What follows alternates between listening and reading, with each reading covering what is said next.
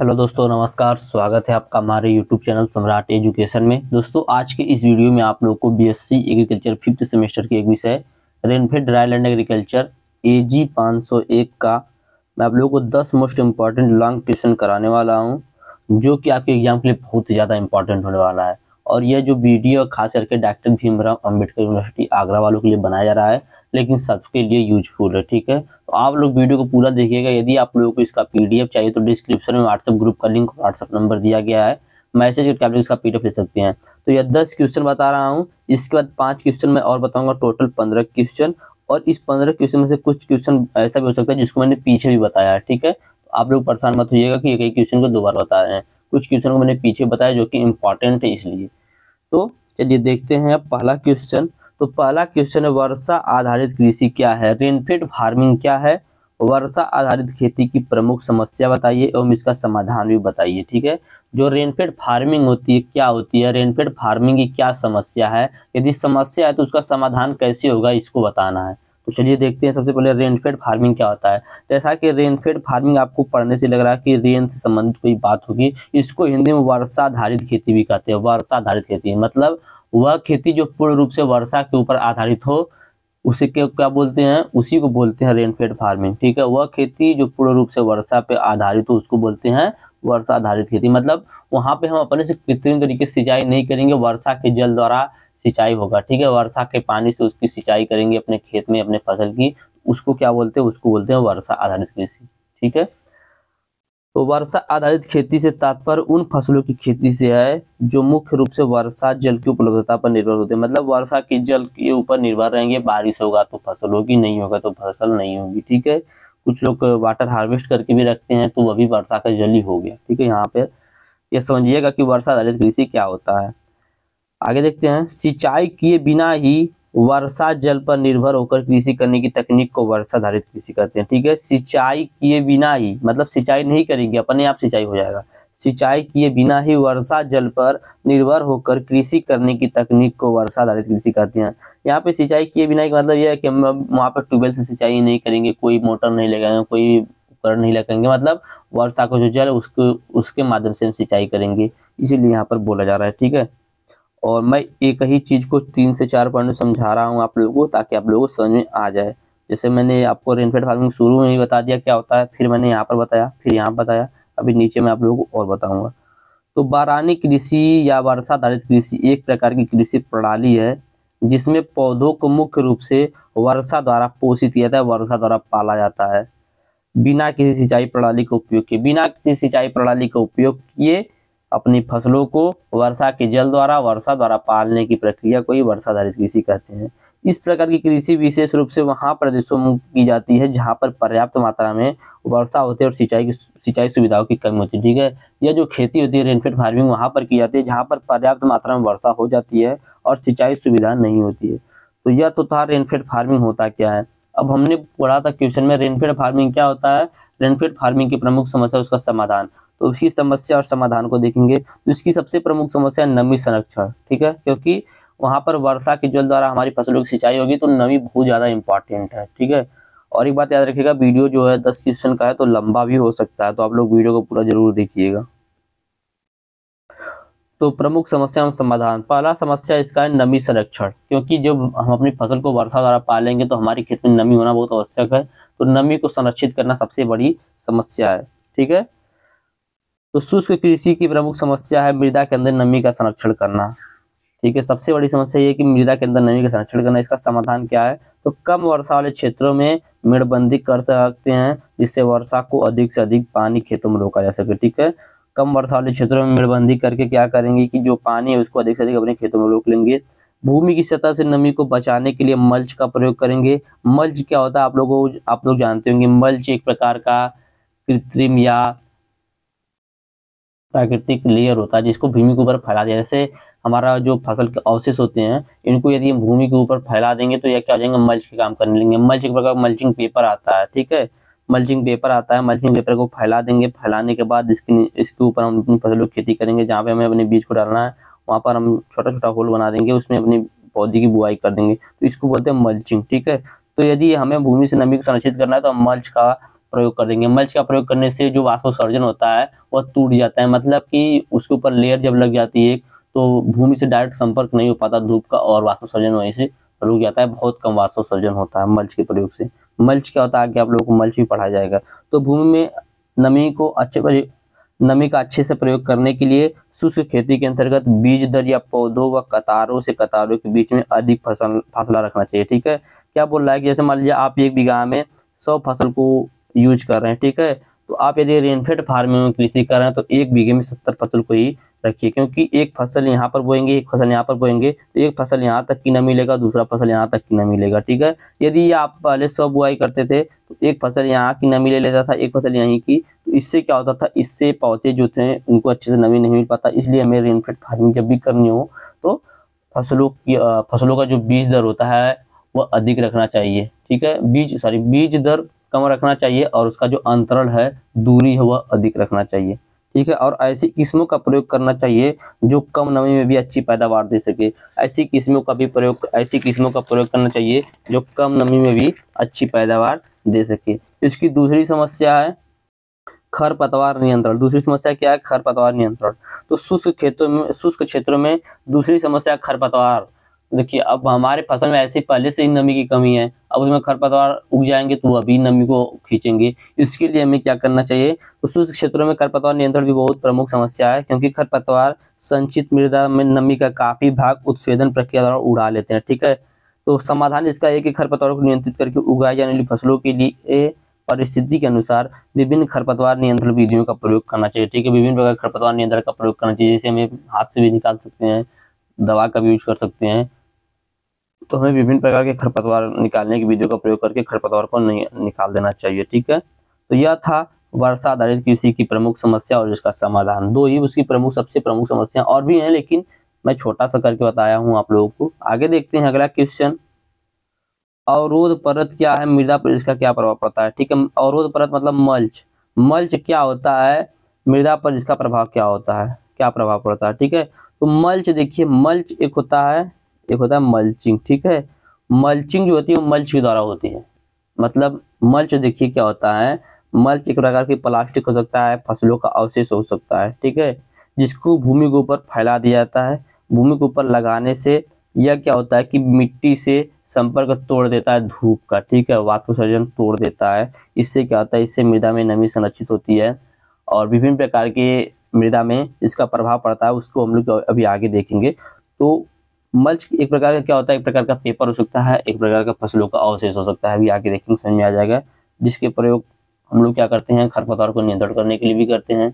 ठीक है, तो अपने खेतों में नमी को संरक्षित करने के लिए करते हैं, अधिक उपज के लिए भी करते हैं।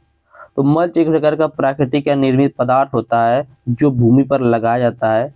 विशेष रूप से इसका प्रयोग खेती के क्षेत्र में किया जाता है। ठीक है, मल्च जो होता है यह क्या होता है, विशेष प्रकार या प्राकृतिक निर्मित पदार्थ होता है जो भूमि पर लगाया जाता है। विशेष रूप से इसका प्रयोग खेती के क्षेत्रों में किया जाता है। ठीक है, मल्चिंग ऐसी प्रक्रिया है जिसका उपयोग मिट्टी में नमी बनाए रखने, खरपतवारों को दबाने, मिट्टी को ठंडा रखने और सर्दियों में पाले की समस्या से पौधों को सुरक्षित रखने के लिए किया जाता है। जैसे मान लीजिए एक मल्चिंग पेपर आता है। ठीक है, आपने अपने खेत में मल्चिंग पेपर को लगा दिया। अब यह क्या हो जाएगा, ऊपर से ये देखिए 2 कलर में आता है, नीचे एक ब्लैक कलर होता है, एक व्हाइट कलर होता है। ठीक है, कई कलर के आते हैं लेकिन ये मुख्य रूप से एक ही आते हैं। तो यह आपका मल्चिंग पेपर मान लीजिए यहाँ से यहाँ तक लग गया। ठीक है, यहाँ से यहाँ तक आपका मल्चिंग पेपर लग गया। उसके बाद अब क्या होगा, यह भूमि के ऊपर आपने फैला दिया। अब धूप मान लीजिए आएगा तो ये मल्चिंग पेपर से ही लौट जाएगा। ठीक है, इसका हो जाएगा लौट जाएगा, इसके नीचे नहीं जाएगा। इससे क्या होगा, मृदा में नमी संरक्षित रहेगी। ठीक है, खरपतवार भी नहीं उगेंगे क्योंकि उन्हें जब धूप नहीं मिलेगा तो उगेंगे भी नहीं। और हमारी फसल कैसे उगेंगे, तो फसल को उगाने के लिए जैसे मान लीजिए हमें उसमें करेले की बुआई करना है, तो यहाँ पर हम इतना बड़ा होल करेंगे और उसी में करेले के बीज को डाल देंगे और करेला का जो पौधा यहीं से निकल जाएगा और यहाँ से हम लोग ड्रिप पाइप के द्वारा उसमें खाद पानी सब कुछ दे भी सकते हैं। ठीक है, तो यह था मल्चिंग पेपर क्या होता है, मल्च का, तो उसके बारे में मैंने बता दिया। ठीक है, आगे देखते हैं मृदा पर इनका क्या प्रभाव पड़ता है। एक ही चीज को बार बार बोलने का मतलब यह है कि आप लोगों को समझ में आए। तो मृदा पर इनका क्या प्रभाव पड़ता है, तो सबसे पहला है प्रभाव नमी और जल का संरक्षण। तो मल्च से खाद, मिट्टी व नमी को संरक्षित किया जाता है, जिससे जल का अपवाह धीमा होता है और जल का संरक्षण भी होता है। ठीक है, जिससे जल का जो अपवाह होता है वह भी धीमा हो जाता है और जल का संरक्षण भी होता है। ठीक है, इससे सूखे की स्थिति में भी नमी मिट्टी नम बनी रहती है, जिससे पौधों को उचित पानी मिलता रहता है। सूखे की स्थिति में भी यदि आप मल्चिंग पेपर यूज कर रहे हैं एक खेत में, आपको कम से कम गर्मी के समय में 5 से 6 दिन, 6 से 7 दिन, ठीक है, 6 से 7 दिन यदि आप पानी देंगे एकदम गर्मी के समय में, तो भी कोई दिक्कत नहीं होगा, ठीक है, मल्चिंग पेपर यूज करने से। आगे चलिए देखते हैं। दूसरा, मिट्टी के तापमान नियंत्रण। तो मृदा सतह पर मल्च का प्रयोग करने से मृदा तक सौर विकिरण को पहुंचने में बाधा उत्पन्न होती है, जिससे तापमान नियंत्रण होता है और पौधों को उचित मौसम मिलता है, ठीक है। आगे देखते हैं मिट्टी की संरचना। तो मल्च मिट्टी की संरचना को सुधारता है और उसे नमी युक्त बनाए रखता है, जिससे पौधे की जड़ें आसानी से फैल सकती है। जब नमी रहेगा तो पौधे की जो जड़ें आसानी से अंदर तक फैलेंगी, और जब जड़ें फैलेंगी तो पैदावार भी अच्छा होगा। अगला, मिट्टी की जीवन शक्ति। मल्च में शामिल जैविक सामग्री मिट्टी की जीवन शक्ति को बढ़ाती है, जिससे उसमें कीटों और मिट्टी से संबंधित रोगों का प्रबंधन किया जा सकता है। अगला है पोषक तत्वों की उपलब्धता। तो मल्च में शामिल कई सामग्रियों से मिट्टी में पोषक तत्वों की उपलब्धता बनी रहती है, जिससे पौधों की वृद्धि में सुधार होता है और उनकी उत्पादकता बढ़ती है, ठीक है। जिससे क्या होता है, पौधे की वृद्धि में सुधार होता है और उनकी उत्पादकता बढ़ती है। तो यह था आप लोगों का दूसरा क्वेश्चन। चलिए चलते हैं अगले क्वेश्चन पे। अगला क्वेश्चन है, शुष्क कृषि का भारत में क्या महत्व है? शुष्क कृषि की विशेषता में उसके प्रकार लिखिए। तो शुष्क कृषि का भारत में क्या महत्व है, इसको देख लेते हैं। तो भारत में 60% कृषि भूमि बारिश पर आधारित है, इसलिए शुष्क खेती का महत्व विशेष रूप से बढ़ जाता है। हमारा जो भारत देश है यहाँ पर वर्षा आधारित कृषि बहुत ज्यादा है, ठीक है। इसकी वजह से क्या होता है कि इसका महत्व बहुत अधिक होता है, क्योंकि यदि इस पर खेती नहीं करेंगे तो हमारे भारत देश के उपभोग के लिए भी जो अनाजें नहीं हो पाएगा, ठीक है। तो इसलिए इसकी बहुत महत्व बढ़ जाता है। चलिए देखते हैं क्या महत्व है। तो पहला महत्व तो यही, हमारा जो भारत देश है यहाँ पर ज्यादातर क्षेत्र ऐसे हैं जहाँ पर सिंचाई सुविधाओं की कमी है, ठीक है। तो भारत में ज्यादातर कृषि क्षेत्र में सिंचाई सुविधा समानतः अपर्याप्त होती है, विशेष रूप से ग्रामीण क्षेत्रों में। इसलिए जल संरक्षण की दिशा में रेनफेड फार्मिंग एक समाधान प्रदान कर सकती है। इसलिए रेनफेड फार्मिंग का यूज किया जाता है ताकि जल संरक्षण की दिशा में यह लाभ प्रदान कर सके, ठीक है। तो पहला इसका महत्व यही था कि हमारा जो देश है यहाँ पर सिंचाई सुविधा की काफी कमी है ज्यादातर क्षेत्रों में। अगला है स्थानीय मौसम बदलाव। तो अंग्रेजी और साक्षात्कारी डेटा के अनुसार भारतीय मौसम में अनियमितता बढ़ रही है, जिससे बारिश में असुरक्षा, बारिश से खतरा बढ़ सकता है। रेनफेड फार्मिंग इस खतरे को कम करने में मदद कर सकती है, इसलिए इसका महत्व है। आगे देखते हैं घटता जल स्तर।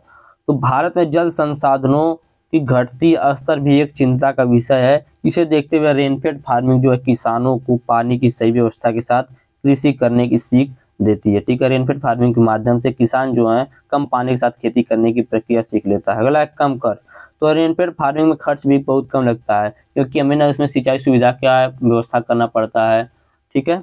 तो सिंचाई सुविधाएं प्राप्त करने के लिए अधिक खर्च करना पड़ता है। इसके विपरीत रेनफेड फार्मिंग कम खर्च में सिंचाई की आवश्यकता को पूरा कर सकता है, ठीक है।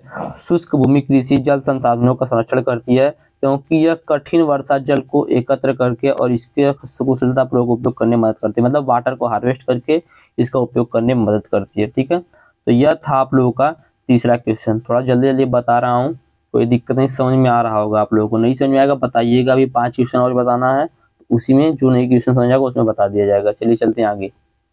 इसकी विशेषता भी देखना है। तो विशेषता क्या है इसकी? तो शुष्क खेती के लिए कम वर्षा की आवश्यकता होती है, ठीक है। प्रश्न क्या है, याद है ना आप लोगों को? प्रश्न देखिए, सबसे ज्यादा इंपॉर्टेंट है प्रश्न आप लोगों को याद रहना चाहिए कि मैंने प्रश्न क्या बताया था। तो प्रश्न था शुष्क कृषि का भारत में क्या महत्व है, शुष्क कृषि की विशेषता में उसके प्रकार लिखिए। तो शुष्क कृषि की क्या विशेषता उसको पढ़ना हम लोगों को, ठीक है। तो शुष्क कृषि जो है कम वर्षा की आवश्यकता होती है, ठीक है। शुष्क खेती के लिए कम वर्षा की आवश्यकता होती है। यह खेती 750 mm से कम वर्षा वाले क्षेत्रों में की जाती है। जो शुष्क खेती होती है यह 750 mm से कम वर्षा वाले क्षेत्रों में की जाती है। जिन क्षेत्रों में यह खेती की जाती है वहां पर बाढ़, सूखा, अन्य जलवायु संबंधी खतरे मौजूद होते हैं। वहां पर बाढ़ भी आ सकता है, सूखा भी पड़ सकता है और अन्य जलवायु संबंधी खतरे मौजूद होते हैं। इन क्षेत्रों में मिट्टी की सतह लहरदार होनी चाहिए।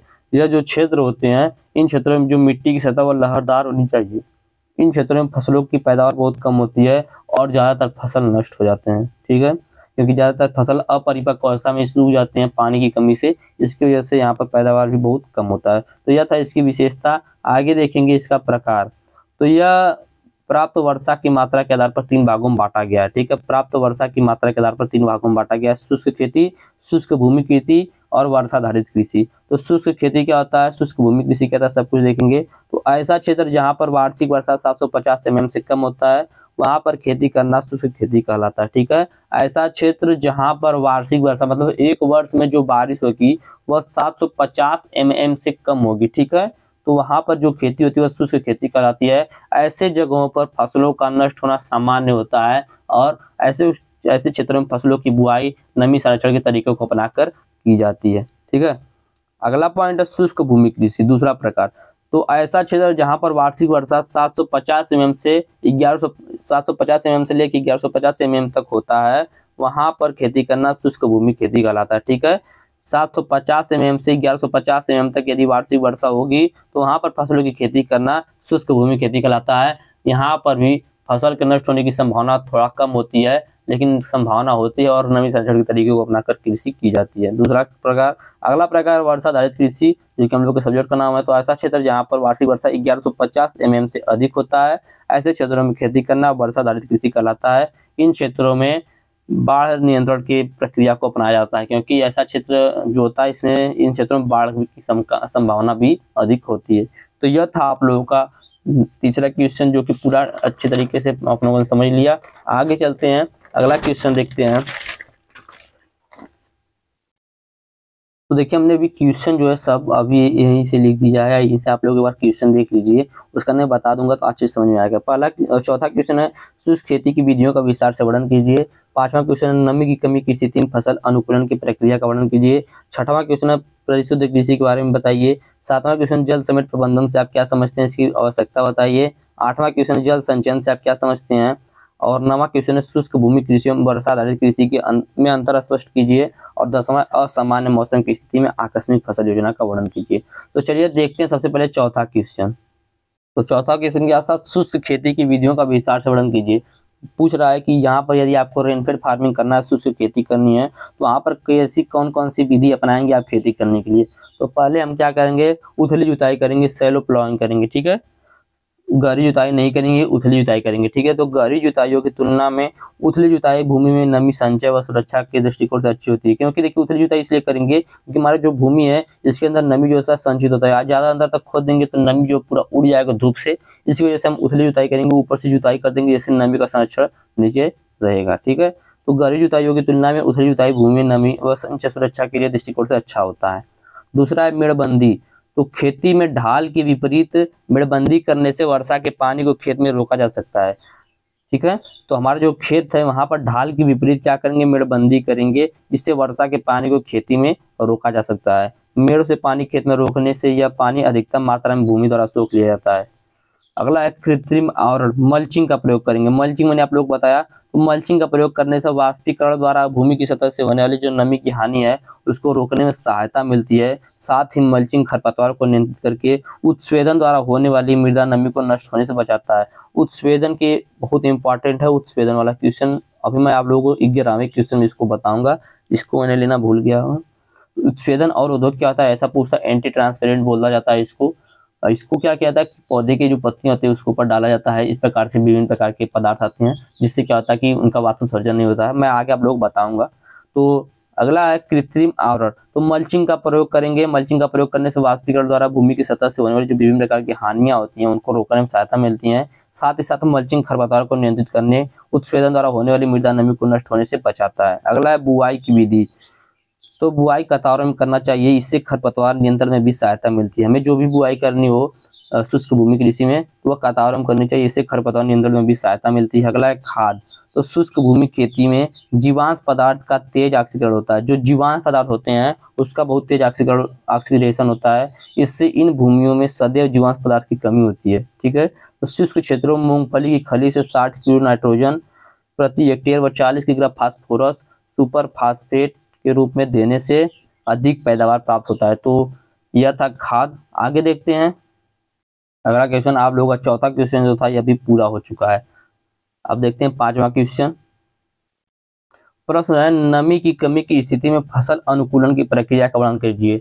बोला यदि नमी की कमी हो जाएगी तो आप फसल अनुकूलन की प्रक्रिया का वर्णन कीजिए। ठीक है, crop adaptation under drought condition, ऐसा इंग्लिश में क्वेश्चन आएगा। ठीक है,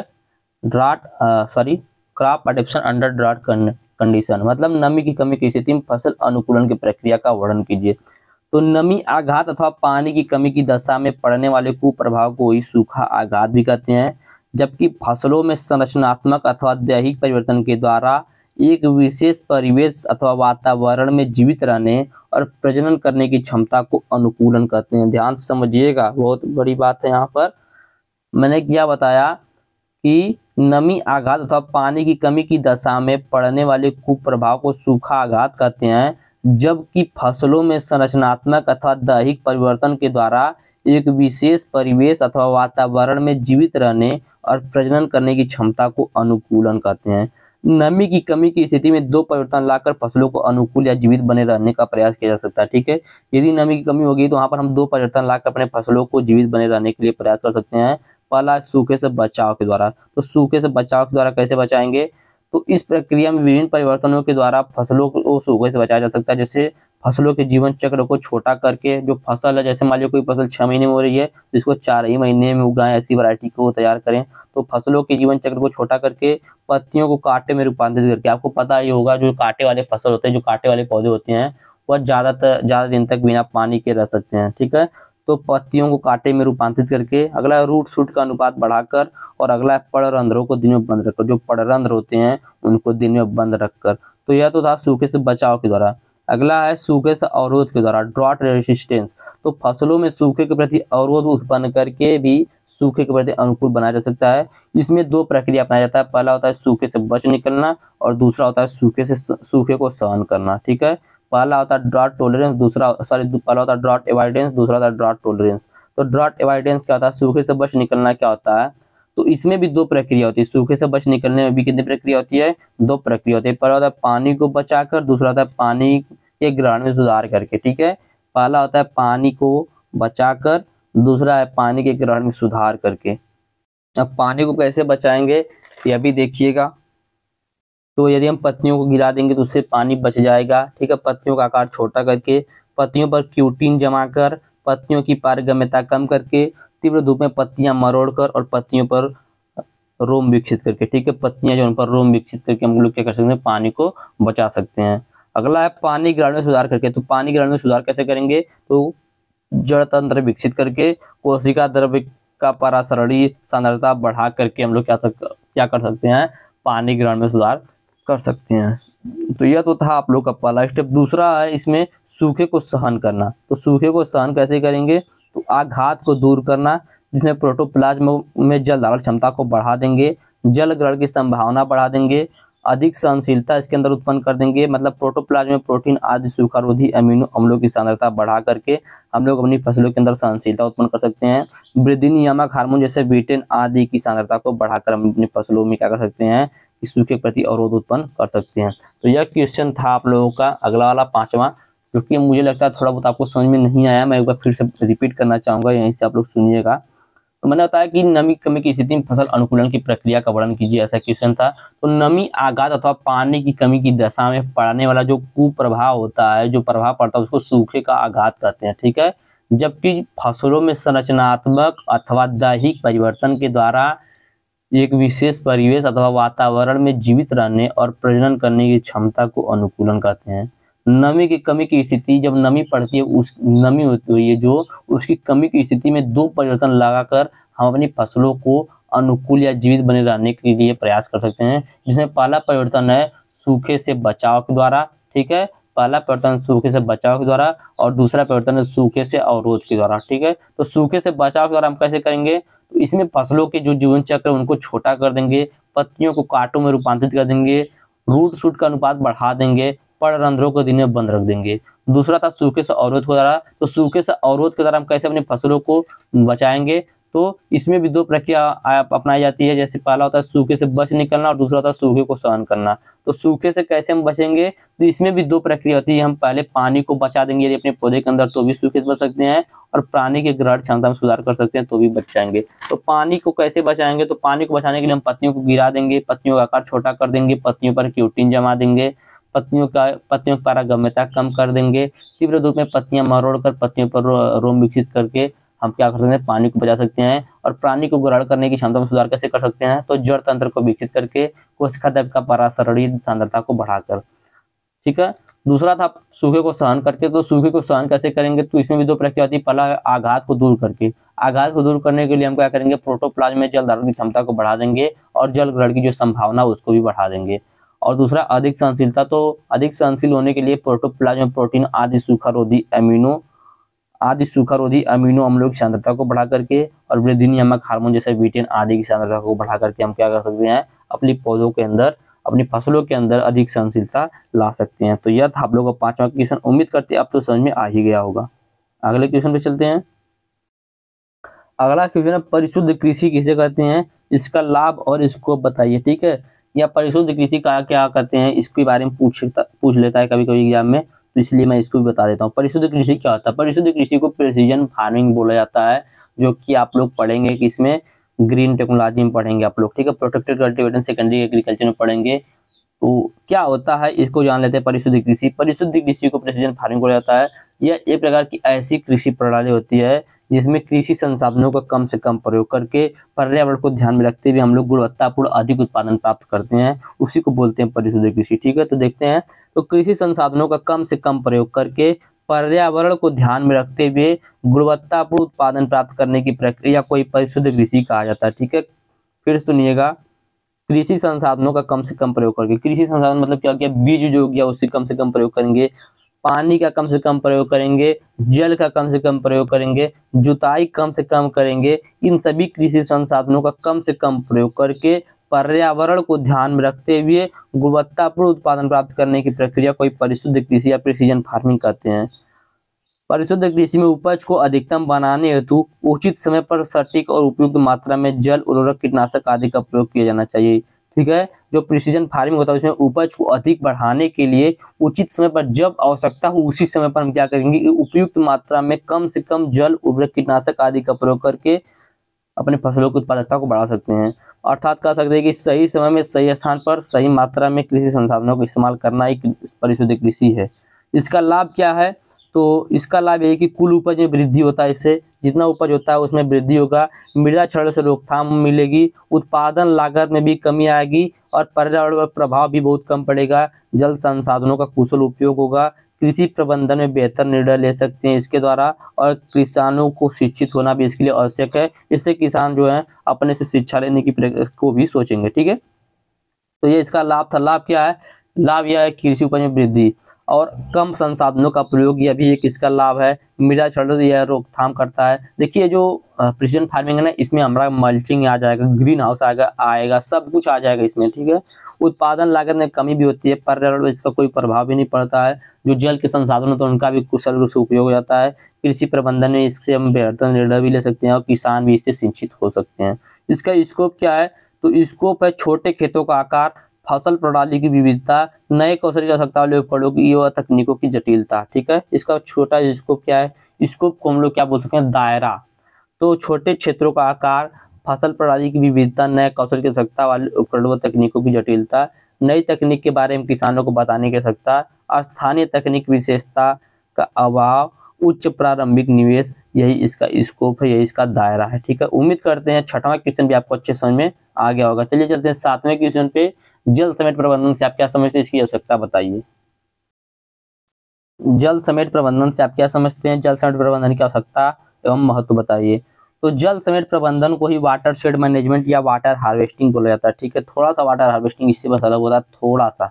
तो जल समेट प्रबंधन को ही वाटर शेड मैनेजमेंट या वाटर हार्वेस्टिंग कहा जाता है। जब वर्षा ऋतु में अधिक वर्षा होती है तो अतिरिक्त जल जो भूमि पर बहने लगता है उसे नदियों, तालाबों आदि में एकत्रित करके कृषि में प्रयोग लाने की प्रक्रिया को जल समेट प्रबंधन कहा जाता है। ठीक है, जब वर्षा ऋतु में अधिक वर्षा होती है तो अतिरिक्त जल जो भूमि पर बहने लगता है उसे नदियों, तालाबों आदि में एकत्रित करके कृषि में प्रयोग लाने की प्रक्रिया को जल समेट प्रबंधन कहा जाता है। ठीक है, इसी को वाटर हार्वेस्टिंग भी कहा जाता है। ये जो प्रक्रिया था ना, अभी आगे आप लोग वाटर हार्वेस्टिंग भी देखेंगे। छोड़िए, तो देखिए आगे, ऊंची नीची भूमियों, ऊबड़ खाबड़ क्षेत्रों में, पहाड़ी इलाकों में वर्षा के जल का सही उपयोग नहीं हो पाता है और अधिकांश भाग फाजिल या अतिरिक्त जल के रूप में व्यर्थ में ही बहकर नदियों, नालों द्वारा समुद्र में चला जाता है। यदि इसी जल को एकत्रित करके खेती की फसलों में उपयोग कर लिया जाए तो निश्चय कृषि में काफी उत्पादन बढ़ाया जा सकता है। यही जो जल बह रहा है, इसी जल को एकत्रित करने की प्रक्रिया को ही वाटरशेड मैनेजमेंट बोला जाता है। जल समेट प्रबंधन की क्या हो सकता है, इसको देखते हैं। तो जल समेट प्रबंधन क्या हो सकता है, पहला पॉइंट है, देश में बढ़ती जनसंख्या के कारण विभिन्न जल निकाय जैसे नदियों, झीलों और तालाबों में प्रदूषण का स्तर दिनों दिन बढ़ता जा रहा है। दूसरा है, देश के अधिकांश हिस्सों में जल का स्तर अपेक्षाकृत काफी नीचे चला गया है। यूनेस्को की एक रिपोर्ट के अनुसार भारत में भूमिगत जल का सर्वाधिक उपयोग करने वाला देश, हमारा जो भारत देश है, यहाँ पर भूमिगत जल का सबसे ज्यादा उपयोग किया जाता है। जहाँ देखेंगे, एक ही गांव में देखेंगे तो 2 घर है, तो दोनों घर में क्या होगा कि एक समरसेबल के लिए बोर भी रहेगा, एक ट्यूबवेल के लिए रहेगा। इस प्रकार से हमारा जो भारत देश है, यहाँ पर सबसे ज्यादा भूमिगत जल का उपयोग किया जाता है। ठीक है। जल प्रबंधन देश में कृषि की बेहतरी के लिए कुशल सिंचाई पद्धतियों को विकसित करने में मदद करता है। ठीक है। जो जल प्रबंधन होता है, देश में कृषि की बेहतरी के लिए कुशल सिंचाई पद्धतियों को विकसित करने में मदद करता है। आगे देखते हैं, जल संसाधन सीमित हैं और हमें उन्हें अगली पीढ़ी के लिए भी बचा कर रखना है। यह उचित जल प्रबंधन के अभाव में संभव नहीं हो सकता है। बढ़ती जनसंख्या के कारण जल निकाय प्रदूषित हो रहे हैं। इन्हें कम करने तथा घटते जल स्तर को रोकने के लिए कृषि को सफलतापूर्वक करने आदि कार्यों के लिए जल समेट प्रबंधन की आवश्यकता है। ठीक है। तो जल समेट प्रबंधन की क्या आवश्यकता है, मैंने आप लोगों को बता दिया। इसका उद्देश्य देखेंगे, इसका क्या उद्देश्य है, तो बहते हुए जल से होने वाली जल की हानि पर नियंत्रण। जो जल बह जा रहा है उससे होने वाली जल की हानि पर नियंत्रण, बहे हुए अतिरिक्त जल का समुचित प्रयोग एवं प्रबंध। ठीक है। जो जल बह रहा है उस अतिरिक्त जल का समुचित प्रयोग एवं प्रबंध करना। अगला है, भूक्षरण से होने वाली भूमि एवं जल के नुकसान को रोकना। भूमि के क्षरण से जो होने वाली भूमि एवं जल के नुकसान है उनको बचाना। तो यह था आप लोगों का 7वां क्वेश्चन। आगे चलते हैं, देखते हैं 8वां क्वेश्चन। जल संचयन से आप क्या समझते हैं। मैंने आप लोग बताया ना, जल संचयन, वाटर हार्वेस्टिंग, तो इसी को अंग्रेजी में वाटर हार्वेस्टिंग बोलते हैं।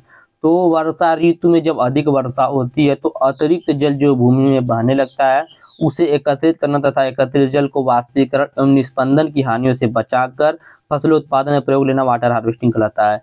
देखिए, वाष्पीकरण तो आपको समझ में आया। निस्पंदन क्या होता है, निस्पंदन मतलब जो हम जल को मान लीजिए किसी नदी में एकत्रित कर दिए, ठीक है, तो नीचे से भी तो भूमि जो है सोखेगा। तो यह सोखने से भी बचाकर, वाष्पोत्सर्जन से भी बचाकर हम जल को एकत्रित करेंगे, तो इसी को बोलते हैं वाटर हार्वेस्टिंग। ठीक है। तो वर्षा ऋतु में जब अधिक वर्षा होती है तो अतिरिक्त जल जो भूमि पर बहने लगता है उसी जल को एकत्रित करना, एकत्रित जल को वाष्पीकरण निस्पंदन के आने से बचाकर फसल उत्पादन के में उपयोग लेने की प्रक्रिया को वाटर हार्वेस्टिंग कहा जाता है।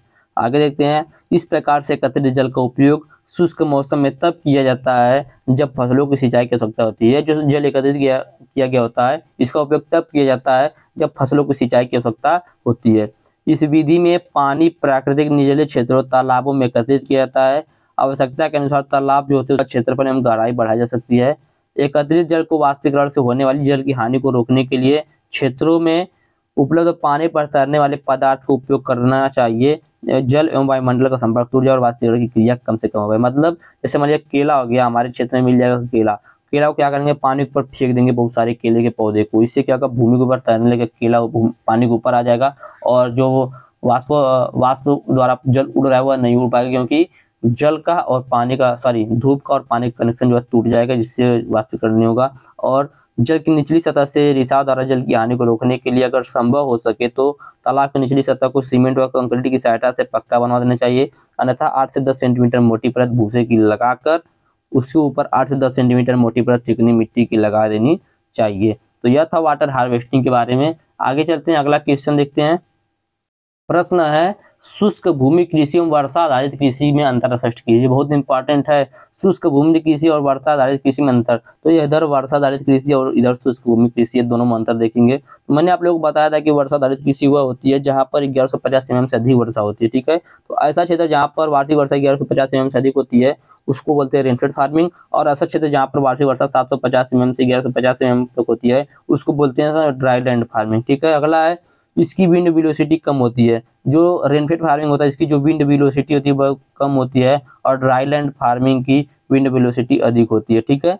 अगला है, वर्षा का पर्याप्त तथा अपेक्षाकृत अच्छा वितरण होता है। जो रेनफेड फार्मिंग होता है इसमें वर्षा का पर्याप्त अथवा अपेक्षाकृत अच्छा वितरण हो जाता है, और जो ड्राई लैंड फार्मिंग होता है इनमें इन क्षेत्रों में वर्षा कम होती है और अच्छा वितरण भी नहीं होता है। अगला है, इवापोरेशन कम होता है। तो जो रेनफेड फार्मिंग होता है इसका इवापोरेशन जो कम होता है, और जो ड्राईलैंड फार्मिंग इसका इवापोरेशन भी अधिक होता है। अगला है, इन क्षेत्रों में ज्यादातर फसल नष्ट होने से बच जाते हैं। जो रेनफेड फार्मिंग होता है इन क्षेत्रों में ज्यादातर फसल नष्ट होने से बच जाते हैं, और जो ड्राईलैंड फार्मिंग होता है इन क्षेत्रों में ज्यादातर फसल नष्ट हो जाते हैं। ठीक है, तो यह था आप लोगों का ड्राईलैंड फार्मिंग और रेनफेड फार्मिंग में अंतर, जो कि बहुत ही ज्यादा इंपॉर्टेंट है। चलिए चलते हैं अगले क्वेश्चन पे। असामान्य मौसम की स्थिति में आकस्मिक फसल योजना का वर्णन कीजिए। ठीक है, असामान्य मौसम की स्थिति में आकस्मिक फसल योजना का वर्णन कीजिए, बहुत इंपॉर्टेंट क्वेश्चन है, याद रखिएगा। तो चलिए देखते हैं। तो सामान्य रूप से तथा अधिक लाभ देने वाली फसलों के स्थान पर मौसम विपरीतता की दशा में कोई उचित फसल लेने की प्रक्रिया कोई आकस्मिक फसल योजना कहते हैं। मतलब क्या समझिएगा आकस्मिक फसल योजना का, कि सामान्य रूप से तथा अधिक लाभ देने वाली फसलों के स्थान पर जैसे मौसम विपरीत हो गया उस दशा में कोई उचित फसल लेने की प्रक्रिया को आकस्मिक फसल योजना कहते हैं। तो इसके लिए कौन कैसी योजना होती है, तो चलिए देखते हैं। सबसे पहला योजना है उचित समय पर बुआई एवं समय पर जुताई। ठीक है, उचित एवं समय पर जुताई। तो प्राइमरी टिलेज करने से जल ग्रहण क्षमता बढ़ता है और खरपतवार का संक्रमण कम होता है।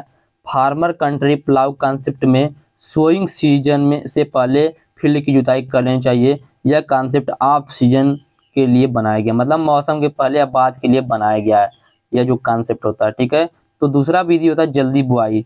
तो जल्दी बुआई करना चाहिए। ड्राईलैंड क्रॉप में मानसून आने से पहले बुआई करते हैं, कुछ सिचुएशन में ड्राई सोइंग करना आकर्षक होता है। अगला होता है उपयुक्त फसल का चयन। तो ऐसे क्रॉप और वैरायटी का चयन करना चाहिए जो नमी आघात या मॉइस्चर स्ट्रेस कंडीशन में भी अच्छा उपज देने की कैपेसिटी रखता हो। अगला है क्रॉपिंग सिस्टम। तो रेनफेड एरिया में समानता मोनोक्रॉप्ड की क्रॉपिंग इंटेंसिटी 100 होती है। फार्मर मानसून सीजन में फसलों को उगाता है तथा मानसून के बाद फील्ड को परती छोड़ देता है। रेन वाटर को मानसून में संरक्षित कर पोस्ट मानसून में क्रॉप उगाया जाता है। मतलब जो रेन का वाटर होता है, जैसे खेत को परती छोड़े वहाँ पर छोटा छोटा गड्ढा कर देते हैं। इससे क्या होता है, जो गड्ढा होता है जल भर जाता है, भूमि में नमी अच्छी मात्रा में हो जाती है। इससे क्या होता है, इससे पोस्ट मानसून सीजन में फसलों को उगाया जाता है और एक बार छोड़ दिया जाता है परती। आगे देखते हैं उर्वरकों का प्रयोग। तो उर्वरकों का प्रयोग ड्राईलैंड में महत्वपूर्ण भूमिका निभाता है, क्योंकि नमी के अधिक प्रभाव उत्पादन पोषक तत्व के यूज के लिए आवश्यक होता है। शुष्क क्षेत्रों में प्रॉपर मिक्सिंग का ऑर्गेनिक और इनऑर्गेनिक मटेरियल देना चाहिए। ऑर्गेनिक में लो न्यूट्रिएंट कंटेंट होता है, परंतु सॉइल के मॉइस्चर होल्डिंग कैपेसिटी को बढ़ाता है।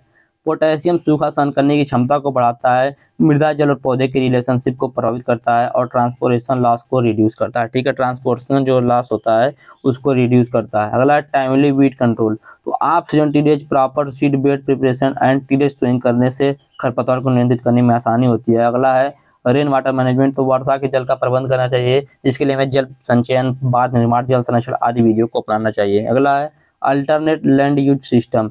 तो सभी सूखा क्षेत्र फसल उत्पादन के लिए अनुकूल नहीं होता है। इसमें tree farming, ley farming, agro forestry system alternate crop production के लिए सुटेबल होता है। तो यह था आप लोगों का अगला क्वेश्चन। उम्मीद करते हैं यह क्वेश्चन भी आपको अच्छे समझ में आ गया होगा। और यह वीडियो यदि आप लोगों को अच्छा लगा है तो वीडियो को लाइक कीजिएगा, चैनल को सब्सक्राइब कीजिएगा। बहुत मेहनत लगता है वीडियो बनाने में, तो वीडियो को शेयर ही आप लोग जरूर कीजिएगा। इसका पीडीएफ चाहिए तो डिस्क्रिप्शन व्हाट्सएप ग्रुप पर व्हाट्सएप नंबर दिया कि मैसेज करके उसका पीडीएफ दे सकते हैं। धन्यवाद, जय हिंद। और आपके एग्जाम के लिए बहुत बहुत शुभकामनाएं आप लोगों को।